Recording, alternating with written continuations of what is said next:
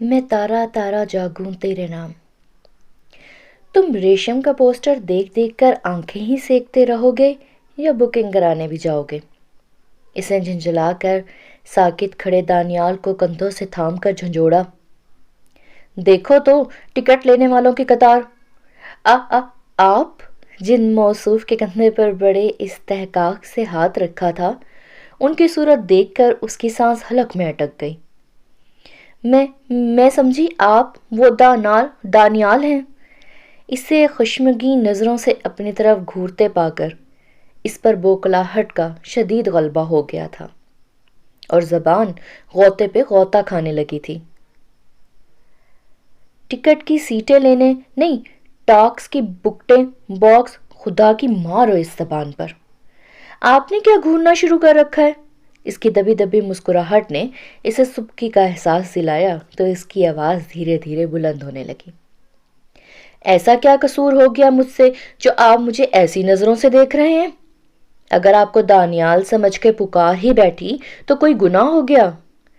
خفت مٹانے کے لیے سے یہی سوچا کہ فریق مخالف کو جہریت کے پھیر میں الجھا دیا جائے. نہ جانے کیا ہو گیا ہے دنیا کو، ذرا سی بات کا بتنگڑ بنا لیتے ہیں. معمولی غلط فہمی کو ایسا رنگ دے رہی ہیں جیسے قتل کے سوچے سمجھے منصوبے کا پول کھل گیا ہو. آپ نے اسی رنگ اور اسی تراش کا سوٹ پہن رکھا ہے جیسا دانیال نے پہنا ہوا ہے. آپ کی طرح اس نے بھی چند روز پہلے کیڈٹ کٹ کروائی ہے. اب حلیے میں اتنی مماثلت ہو تو پشت سے دیکھ کر دھوکہ تو ہو ہی سکتا ہے. بس اتنا قصور ہے میرا جس پر پچھلے 5 منٹ سے مسلسل میں وضاحتیں پیش کر رہی ہوں اور آپ مجھے گھورے چلے جا رہے ہیں. میں پوچھتی ہوں یہ کوئی انسانیت ہے بھلا؟ بولتے بولتے اچانک اسے احساس ہوا کہ اس شخص نے ابھی تک ایک لفظ بھی نہیں کہا تھا اور اس کے ہونٹ اس طرح بھجے ہوئے تھے جیسے ہنسی کو بامشکل دبا رکھا ہو. تو سابقہ شرمندگی کا احساس جسے وہ پچھاڑنے کی کوشش کر رہی تھی اس نو دریافت شرمندگی کے ساتھ مل کر اس پر ایسا چھایا کہ ایک بار تو اس کا دل چاہا کہ وہ دیوار پر اس جگہ سر ٹکرا دے جہاں سائمہ ہاتھ میں گز بھر لمبے پھل والا خنجر پکڑے اور چہرے پر ساری دنیا کو تہس نہس کر دوں گی جیسے ایکسپریشن لیے اس کی طرح خونی آنکھوں سے دیکھ رہی تھی. یا کم از کم اتنا تو ضرور کرے کہ اس شخص کے منہ پر ایک زوردار بلکہ بہت ہی زوردار تھپڑ رسید کر کے وہاں سے بھاگ جائے. مگر ان دو خواہشات میں سے کسی پر بھی عمل درآمد کرنے لیے اس نے خاموشی سے سر جھکا کر ایک شکست خوردہ اباؤٹ ٹرن لیا اور اتنی تیزی سے اس مقام سے دور ہونے لگی کہ سامنے سے آتے ہوئے 9-10 سال کے بچے سے ہونے والے ٹکراؤ کو وقوع پذیر ہونے سے نہ روک سکی. چند لمحے تک تو اس کا دماغ سنسناتا رہا. گرد و پیش کا منظر کچھ واضح ہوا تو بچہ اس کے قدموں میں لیٹا چھپکلی کی کٹی ہوئی دم کی طرح تڑپ رہا تھا اور اس کا باپ یا سرپرست بالکل ویسے ہی تاثرات چہرے پر پھیلائے سے دیکھ رہا تھا جیسے وہ سائمہ کی تصویر میں چند لمحے پہلے دیکھ چکی تھی. ابھی وہ اندھا دھند بھاگنے کا سوچ رہی تھی کہ اس آدمی نے مگرمچھ جیسا منہ پھاڑ کر اسے لتاڑنا شروع کیا.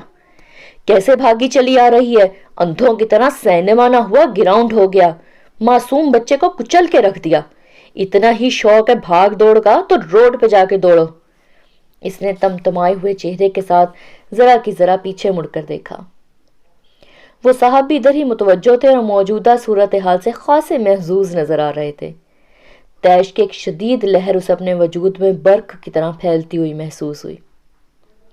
اس نے کھا جانے والی نظروں سے پہلے اس آدمی کو دیکھا جو مسلسل بچہ کچل دیا، مار دیا، اندھی، نابینا وغیرہ کے گردان کیے جا رہا تھا اور پھر اس کی قہر آلودہ نگاہوں کا مرکز وہ بچہ بنا جو ہنوز فرش پر لیٹا ہوا تھا. اور فرش پر لیٹا کر کیا رہا تھا؟ مکر کر رہا تھا. سر کو دونوں ہاتھوں سے تھامے وہ یوں کرا رہا تھا جیسے شدید زخمی ہو. اس لڑکے کی اداکاری کی تو داد دینا پڑے گی. میری پیٹ میں ٹکر مار کر مجھے دہلا کے رکھ دیا اور او مائی کوئی خدا کا خوف کرو. اس شخص نے اسے بولنے کا موقع دیے بغیر ایک اور صدم توڑ دیا.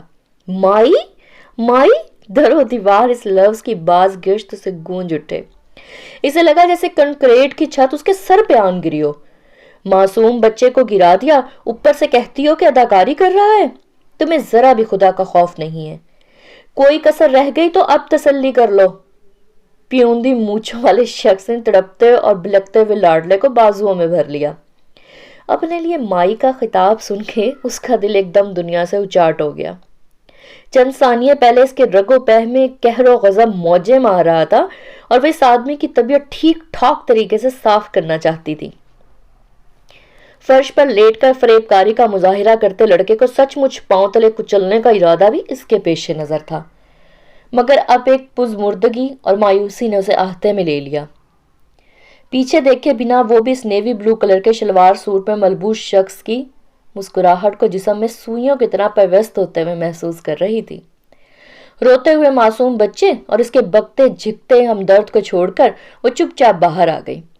اس کے دماغ میں فطور آیا اور اٹھ کر اسے دیکھنے چل گئی۔ اس ہولناک واقعے کے بعد تو دانیال کے پیچھے آنے کے خیال کو وہ فطور ہی کہہ سکتی تھی۔ یا اللہ، یہ سب میرے ساتھ کیوں ہوا؟ آخر میرا کیا قصور ہے؟ فلم دیکھنے کا ارادہ کوئی ایسا جرم تو نہیں جس کی اتنی بڑی کڑی سزا ملے؟ اگر میں نے فلم دیکھی بھی نہیں، محض نیت سے تو کچھ نہیں ہوتا۔ مائی، اس کے بائیں طرف دیوار پر چسپا رنگین پوسٹر میں ایک ایسی اداکارہ نے گلا پھاڑ کر کہا لگایا جس کا نام اس نے مائی رکھا ہوا تھا۔ اس نے گھبرا کر دیوار کی طرف دیکھا۔ ہیروئن کے میک اپ تھپے چہرے کی جھریوں میں طنزیہ مسکراہٹ بری طرح پھنسی ہوئی تھی۔ معاف کر مائی، قریب ایک آدمی نے مانگنے والی کو جھڑکا تو اسے شک سا گزرا جیسے اس آدمی نے فقط اسے سنانے کو یہ فقرہ بولا ہے۔ یہ مجھے آخر کیا ہوا ہے؟ یہ کوئی بات ہے بھلا؟ دیہاتی آدمی تھا، دیہاتی لوگ عورتوں کو ایسے ہی سخت قسم کے ناموں سے پکارتے ہیں۔ اس نے مجھے وہ والی مائی تھوڑی کہا ہے۔ اس نے خود کو تسلی دیتے ہوئے مسکرانے کی کوشش کی، مگر بے سود۔ اتنا ضرور ہوا کہ اس کوشش کے نتیجے میں اس کے ماتھے کی شکنوں میں اضافہ ہو گیا۔ سامنے پنواڑی کے کھوکے کے قریب سے ندرت کھڑی دکھائی دی۔ وہ تیزی سے اس کی جانب بڑھی۔ دانیال ملا؟